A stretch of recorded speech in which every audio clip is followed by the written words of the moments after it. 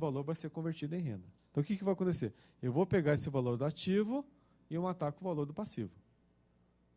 Consequentemente, existe algum desembolso de caixa da empresa? Não, porque estou matando ativo contra passivo. Consequentemente, aquele valor que eu ofereci a tributação se torna o quê? Despesa dedutível. Porque, como adicionei tudo lá no passado, agora se confirmou. É devido ao valor. Portanto, a despesa dedutível eu posso excluir esse valor da base de cálculo do imposto de renda e da contribuição social sobre o lucro. Situação boa, ganhei o processo. Ou seja, o STJ ou o Supremo confirmou, esse tributo é ilegal, ou esse tributo é inconstitucional. O que vai acontecer? Esse valor do depósito judicial volta para o caixa ou para o banco da empresa, porque eu faço o levantamento desse valor. Né? E o que vai acontecer? Esse valor que seria uma obrigação no passivo, eu baixo no resultado como uma receita, que está atualizada. Né? Esse valor vai como receita. Receita tributável ou não tributável?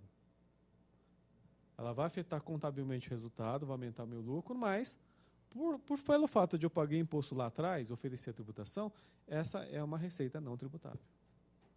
Por quê? Esse valor não é devido. Mas eu já antecipei o imposto lá atrás. Então, a sistemática de o fisco limitar a dedutibilidade, ela é o que a gente chama de temporal.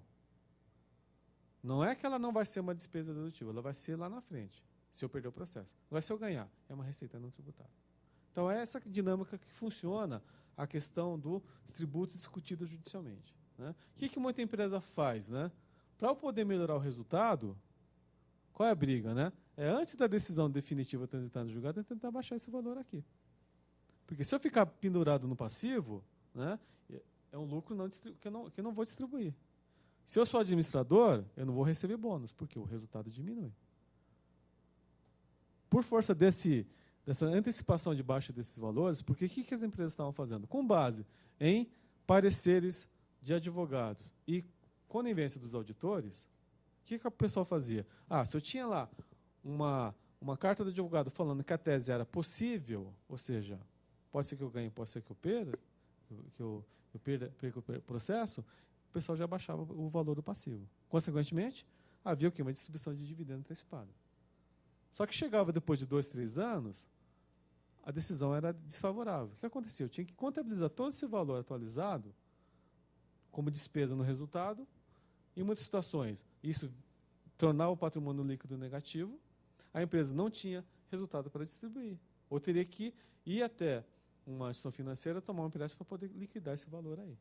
Então, para evitar esse tipo de problema e para dar transparência e proteger o mercado, o acionista minoritário, é que a CVM entende que enquanto não houver uma decisão definitiva transitada no julgado do tributo que eu entendo que é legal e inconstitucional, esse valor não pode ser baixado para o resultado.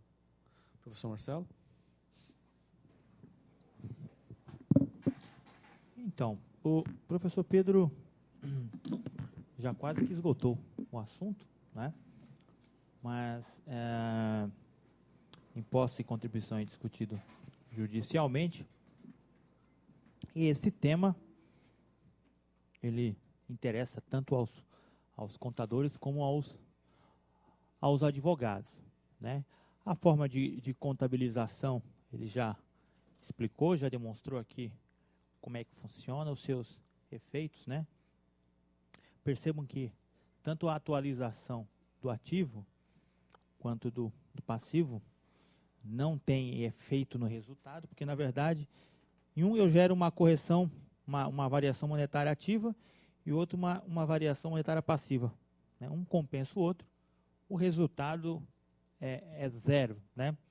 Para fins de PIS e COFINS, isso aqui é equiparado à receita financeira, não é, a alíquota do PIS e COFINS é zero, não vai ter efeito. Né?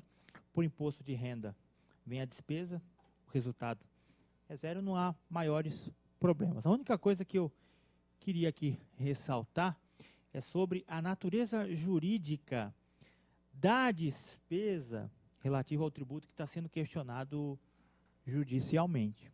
Né?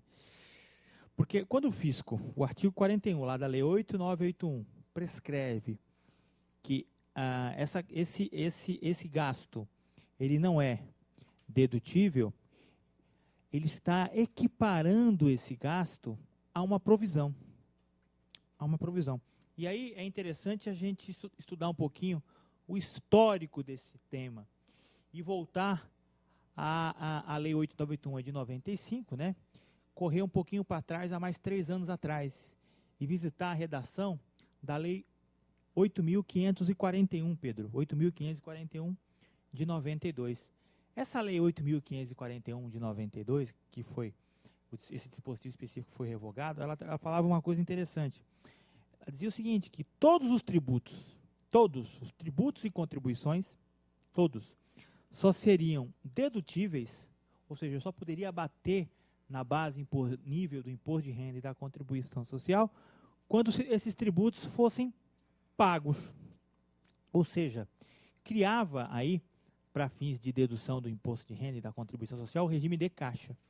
E colocava de lado o regime de competência, que é que mesmo na época deveria ser seguido para fins contábeis, para fins fiscais não, era o caixa. E aí depois, ou seja, todos os tributos e contribuições que eu apropriava na contabilidade, não é? Mês de março, eu vou pagar só em abril. Então em março eu faço a adição no LALUR, em abril, quando eu pago, eu faço a exclusão do LALUR. Depois adiciono o tributo devido em abril, né? Pago em maio eu faço a exclusão e adiciono de maio e assim sucessivamente. Era uma coisa, era uma maluquice danada que vigorou durante 2 anos, depois veio a própria Lei 8.981 e revogou. Então, tributos e contribuições será dedutível pelo regime de competência. Então, eu faço a apropriação do PIS e da COFINS do mês de março, só paga em abril, ele vai ser dedutível em março, normal, pelo regime de competência. Mas aí a Lei 8.981, quando revogou esse dispositivo, mas fez uma ressalva. Olha, quando o tributo e contribuição é dedutível pelo regime de competência. Porém, quando você estiver discutindo judicialmente, quando você estiver questionando judicialmente esse tributo, né, ele vai ter a natureza, ele não é uma despesa incorrida, ele é uma provisão. Se como ele é uma provisão, ele será indedutível. E tanto é que a intenção do legislador foi essa, e o pensamento do fisco é essa, que tem resposta a consultas de pessoa jurídica, e o fisco dizendo, olha, tributos e contribuições, quando está sendo questionado judicialmente, por ter natureza de provisão, essa será indedutível. E aí, isso aqui é provisão de fato ou é uma despesa incorrida? A CVM, como o professor Pedro acabou de dizer, né, ela não enxerga isso como provisão. Até porque se ela enxergasse isso aqui como provisão, ela deixaria aí ao bel prazer da empresa, né, seguindo as orientações do advogado, em baixar isso daí para resultado, né, e realizar o lucro e acabou. Não. Olha, enquanto não transitar em julgado, isso aqui é um contas a pagar efetivo. Né? É um contas a pagar efetivo. Enquanto você não ganhar isso na justiça, é um contas a pagar efetivo. Se é um contas a pagar efetivo, a gente não pode dizer que esse gasto tem como natureza jurídica uma provisão. Porque a provisão, como o próprio nome diz, é algo incerto. Né? Eu estou provisionando, eu estou estimando. Não é líquido e certo. Provisão, ele não é uma despesa, uma dívida legalmente contratada. Ela pode ocorrer. Ela não tem data de pagamento. É um risco. Né?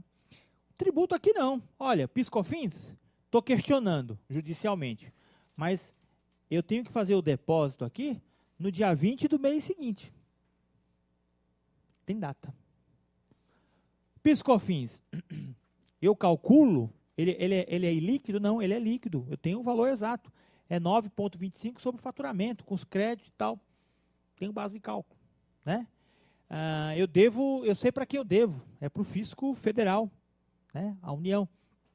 Então, dizer que os tributos e contribuições é uma provisão e por isso não ser dedutível para fins da base de cálculo do imposto de renda da contribuição social é algo que deve